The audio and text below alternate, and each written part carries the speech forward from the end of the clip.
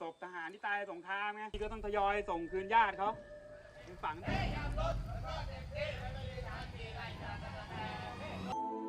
Film yang disutradari oleh Banjon Pisantanakum ini merupakan adaptasi dari legenda Thai folklore Menak Prakanong. Menak sendiri merupakan legenda mitologi Thailand berwujud hantu perempuan yang populer dan terkenal di masanya. Menurut cerita rakyat, kisah Menak tersebut didasarkan pada kisah nyata yang terjadi pada awal abad ke-19. Bahkan hingga saat ini Menak memiliki kuilnya sendiri yang terletak di pinggir Kanang Prakanong di Bangkok. Ya, film yang dibalut dengan komedi super kocak ini dijamin akan membuat para penontonnya bengek tak berkesudahan. Dan berikut ceritanya.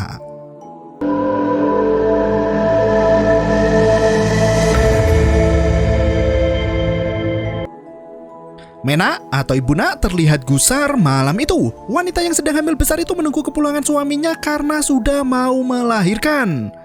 Perutnya yang semakin terasa sakit disusul oleh darah yang mengucur deras dari kakinya. Menak meminta tolong seraya berkata memanggil suaminya Pima atau Ayah Mak. Dan film pun dimulai. Saat itu kondisi Thailand masih porak-poranda di tengah peperangan. Salah satu prajurit garda depan mulai pesimis dengan keadaan. Ia berkata Thailand telah dikepung banyak pasukan yang mati dan sekarat. Sambil menangis berkata jika mereka semua akan segera mati. Dari belakang Puak menepuk kepala Ia menasihati agar tidak berbicara ngelantur. Tiba-tiba beberapa prajurit berlari masuk ke dalam tenda membawa Mak yang berteriak kesakitan. Sang dokter memeriksa kaki Mak dan mengatakan jika Mak kesleo. Puak yang sangat khawatir dengan kondisi temannya itu kesal karena Mak tak henti berteriak seperti kena tembak.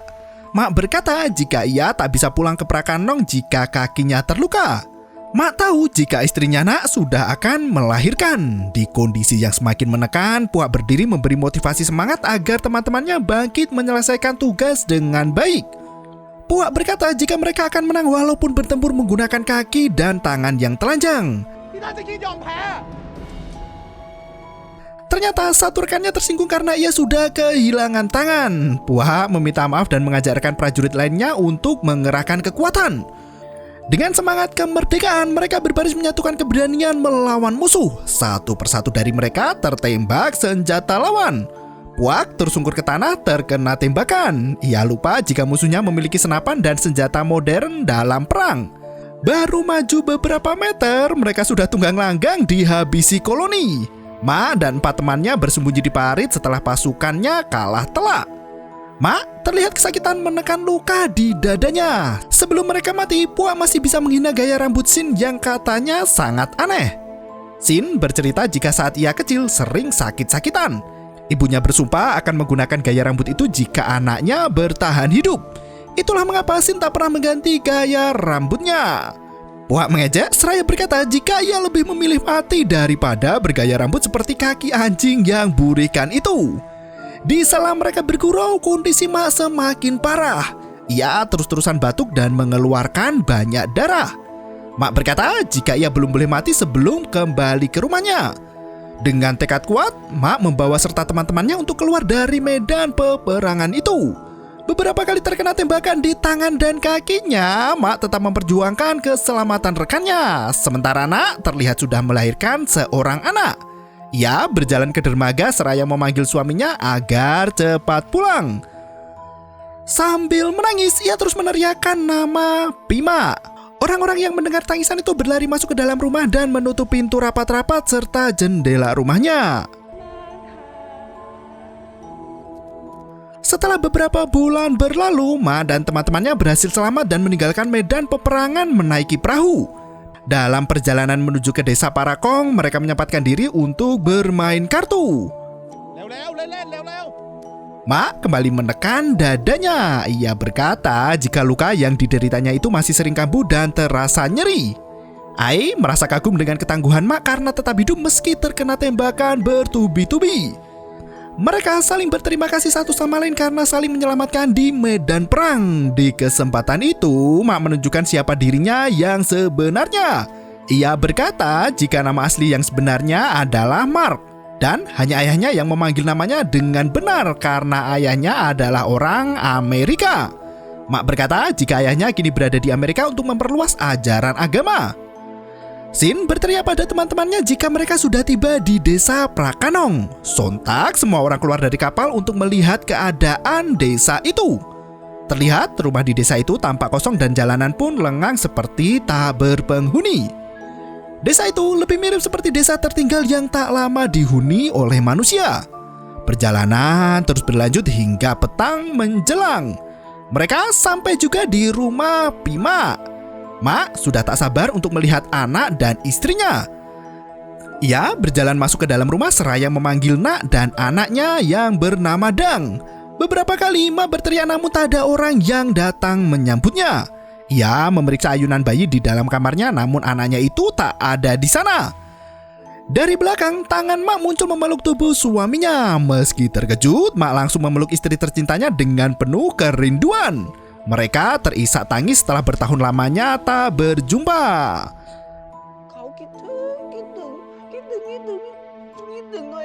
Mak menunjukkan anaknya yang tengah bermain di dalam kelambu. Mak langsung menggendong putra kesayangannya itu.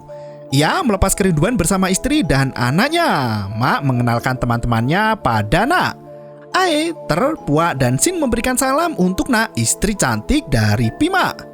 Karena perahu akan datang lagi esok hari, mereka izin menginap semalam untuk menunggu pagi datang. Mak langsung berkata jika teman-temannya itu boleh tinggal di desanya hingga perang usai. Mereka bisa menempati rumah nenek Mak yang berada di seberang sungai. Rumah itu sudah lama kosong semenjak nenek Mak meninggal. Melihat kecantikan dari Nak, Puak tak kuasa menahan diri. Ia terpana memandang wajah ayu Mena. Ter memperingatkan Puak agar lebih berhati-hati bersikap karena wanita itu adalah istri dari kawannya sendiri.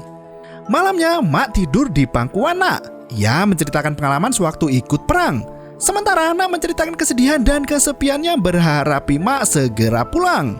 Mak berjanji pada istrinya mulai saat itu juga ia tak akan pernah pergi meninggalkan Nak lagi. Di tengah kemesraan mereka berdua terlihat kunang-kunang berterbangan kian kemari. Nak berkata jika kedatangan kunang-kunang itu pertanda ada hantu.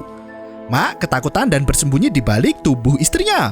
Ia mengambil kalung jimat Buddha yang selalu ia bawa saat perang. Nak terlihat ketakutan menatap kalung itu. Ia berkata jika jimat Buddha itu masih kotor dan meminta Mak untuk menyimpannya dahulu. Akhirnya, Mak memasukkan kalung itu kembali ke dalam tas. Mereka berdua kembali bermesraan dan menidurkan Dang. Saat Nak menyanyikan lagu kidung untuk anaknya, suara merdunya terdengar hingga ke penjuru desa. Orang-orang yang mendengar suara hantu Mena itu pun ketakutan dan bersembunyi di dalam kamarnya masing-masing. Pagi harinya, Sin terbangun oleh kicauan burung yang masuk melalui jendela.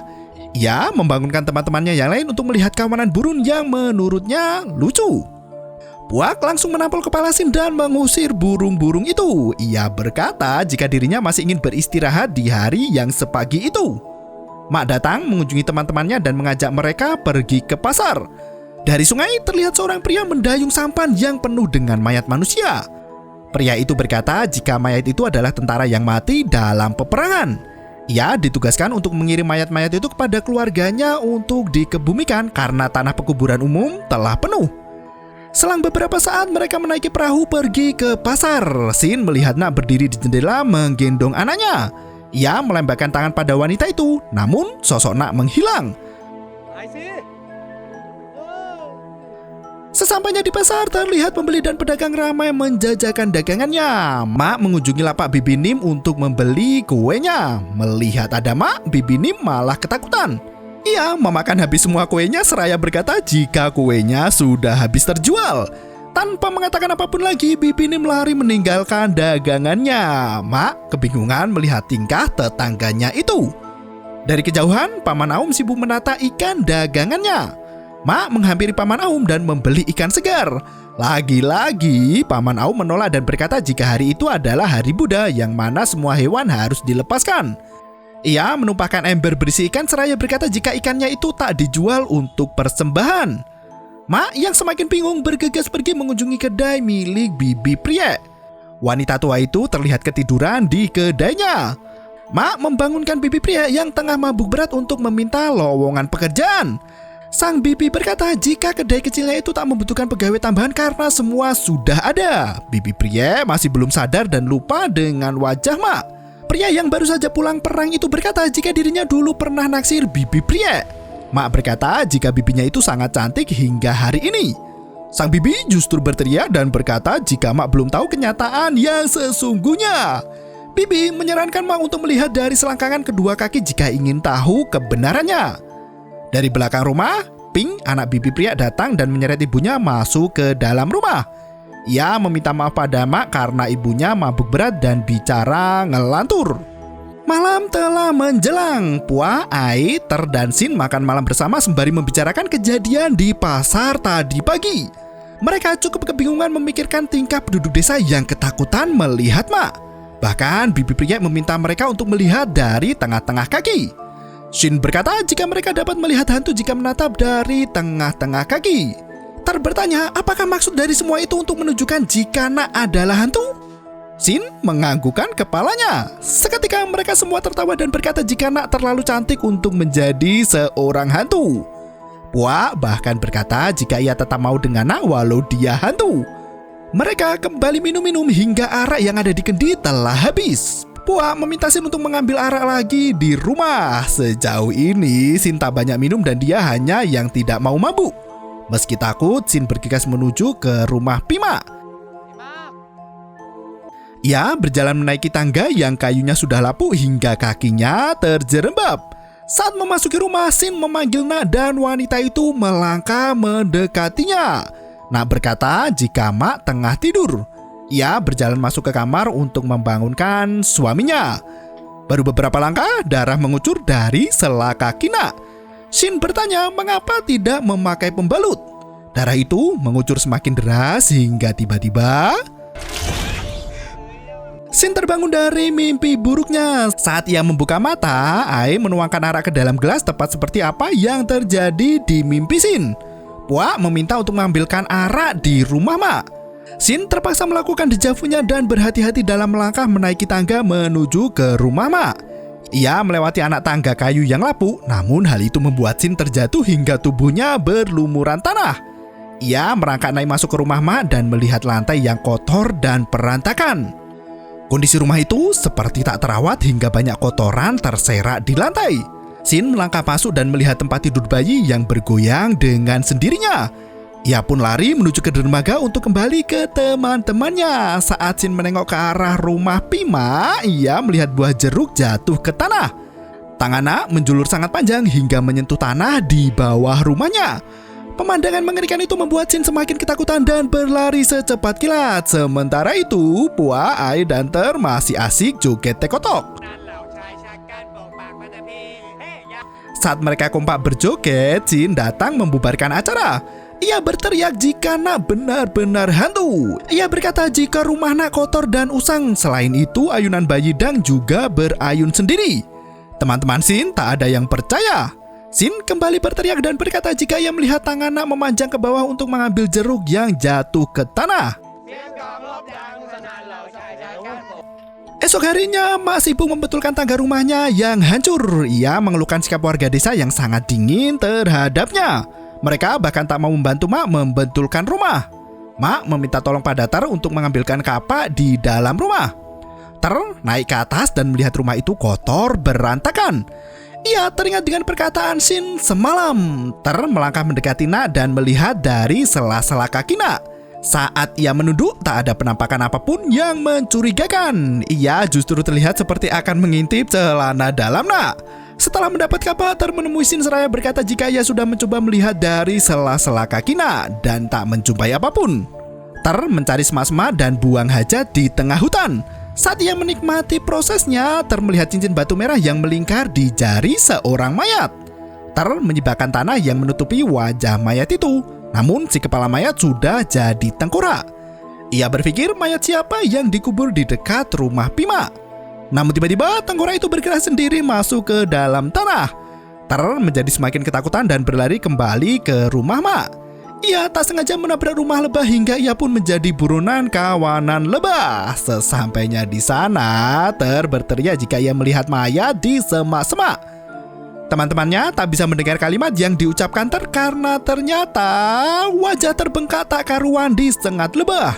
Ia berkali-kali mengatakan jika ada mayat, namun tak ada yang mengerti perkataannya. Dari kejauhan Puak tengah meraih makanan dari tangannya. Terlihat cincin batu merah melingkar tepat di jari manis wanita hantu itu. Seketika Ter menyadari jika Na adalah hantu. Mencoba sekuat tenaga, Ter berkata jika Na adalah hantu. Seketika Na berjalan mendekat dan membuat Ter diam ketakutan. Ia berlari menuju ke dalam rumah untuk mengambil kertas dan pena. Ter menuliskan sebuah kalimat jika Na adalah hantu. Teman-temannya yang membaca kertas itu sontak terkejut berjamaah. Ia tak menduga jika wanita cantik itu ternyata memang hantu sungguhan. Tak berselang lama hujan pun turun. Mak menyuruh teman-temannya untuk segera masuk ke dalam rumah. Mak melihat selembar kertas di tangan Puak dan langsung menghampirinya. Puak meremas kertas itu dan menyembunyikannya. Ia menyerahkan kertas itu pada Ai seraya menunjukkan kedua tangannya yang kosong. Ia berkata tak ada kertas apapun di tangannya. Mak sangat mengenal teman-temannya itu. Ia menduga kertas itu sampai kepada Ter dan merebutnya. Mak membaca kertas itu dan sangat terpukul mengetahui kenyataan yang sebenarnya. Semua teman-temannya itu bergegas kembali ke rumah mereka untuk mengemasi pakaiannya. Puak berkata jika mereka harus segera pergi dari desa itu. Bengkak di wajah Ter sudah mengepis. Ia melihat Mak dari jendela sambil berkata jika ia melihat cincin rubi di mayat yang ia temukan siang tadi. Cincin rubi itu sama persis seperti yang dipakai oleh Na. Sin bertanya mengapa Ter tidak melihat hantu saat mengintip di sela-sela kaki tadi. Ter menjawab ia hanya bisa melihat celana hot pants yang dipakai Na di selangkangannya. Sin pun emosi dan berkata jika Ter harus melihat melalui selangkangan kakinya sendiri, bukan selangkangan Na. Dari jendela rumah, Mak terlihat buru-buru masuk menemui Na. Mak berkata jika ia sudah tahu semua rahasia Na. Nak menangis dan meminta maaf pada suaminya. Ia mengaku tak tahu bagaimana cara menjelaskannya. Mak mendekati istrinya seraya berkata jika ia juga pernah melakukannya. Ia memeluk istrinya itu disaksikan oleh teman-temannya dari rumah seberang. Ternyata tulisan Ter dibaca terbalik yang berbunyi jika Na adalah orang jorok. Puak kembali berkemas-kemas dan memaksa teman-temannya untuk segera pergi dari rumah itu. Ter masih termenung melihat Mak. Ia berkata jika mereka tak boleh meninggalkan Mak begitu saja. Mak telah banyak menolong di medan perang. Sebagai sahabat yang baik, mereka harus menolong Mak agar terlepas dari jeratan hantu Na. Saat malam tiba, Ter dan Sin mengunjungi rumah Pima. Mereka berencana untuk memberitahu Pima siapa Nak yang sebenarnya. Sementara itu, Ping, anak bibi pria, mengunjungi rumah nenek Mak yang ditinggali oleh Puak dan kawan-kawannya. Ia mengabarkan jika ibunya telah mati. Ping meminta bantuan orang-orang untuk menguburkan jasad ibunya, namun tak ada satu orang pun yang mau menolong. Setelah bibi pria memberitahu Mak tentang istrinya yang telah mati, Nak sangat marah dan membunuh bibi pria hari itu juga. Mayat wanita itu ditemukan terapung di sungai tadi pagi. Puak dan Ai bergegas lari menyusul Sin dan Ter yang sedang dalam perjalanan ke rumah Pima. Mereka takut Nak akan membunuh kawannya jika Sin nekat memberitahu yang sebenarnya. Di waktu yang sama, Sin dan Ter sudah sampai di rumah Pima. Mereka memanggil temannya itu seraya berkata jika Nak adalah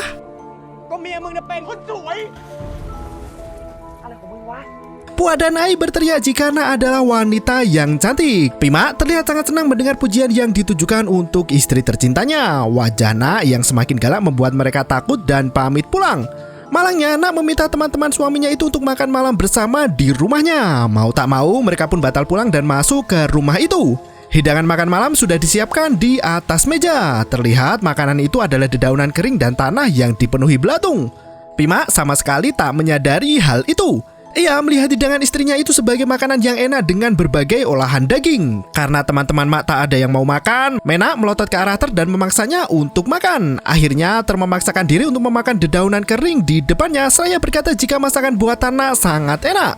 Setelah ia memakan daun kering itu, Ter memaksa Puak untuk memakannya juga sambil mengatakan jika tekstur makanan itu sangat lembut. Dengan senyum ketakutan, Puak dan Ai turut mengambil daun kering itu dan memakannya bersamaan. Melihat Sin tak kunjung makan, Puak menodong temannya itu untuk makan tanah bercampur belatung. Mak berkata jika makanan itu yang paling enak. Terpaksa Sin mengambil belatung itu dan memakannya hidup-hidup. Tiga temannya hampir muntah melihat pemandangan menjijikan itu. Sementara Mak bertanya pada Shin bagaimana rasa makanan istrinya. Shin mengacungkan jempol seraya berkata, "Mantap jiwa." Setelah makan, Nak mengambil putranya Dang untuk ikut bergabung dengan teman-temannya. Ia menyerahkan bayi itu pada Shin dan berkata jika Dang ingin dicium oleh pamannya. Lagi-lagi Shin kena batunya. Meski ketakutan, ia mencium bayi itu dan langsung menyerahkannya kembali ke ayahnya. Saat mereka akan berpamitan pulang, Mak mengajak kawan-kawannya untuk bermain tebak gaya. Saat giliran memberi jebakan, ia memperagakan makhluk mengerikan. Shin menebak itu adalah anjing, namun rupanya bukan itu. Melihat teman-temannya kesulitan menjawab, menuju ke arah Mak. Seketika teman-temannya itu berkata jika maksud tebakan itu adalah hantu. Dengan polosnya berkata jika itu adalah benar. Mak kebingungan dengan tingkah teman-temannya yang salah tingkah. Shin terus mengulang jawaban benarnya itu hingga Pua harus menutup mulut besar kawannya tersebut. Mak bertanya apa yang dituliskan di dalam kertas itu. Karena takut terbongkar, memakan kertas tebakan itu dan bergegas pamit pulang.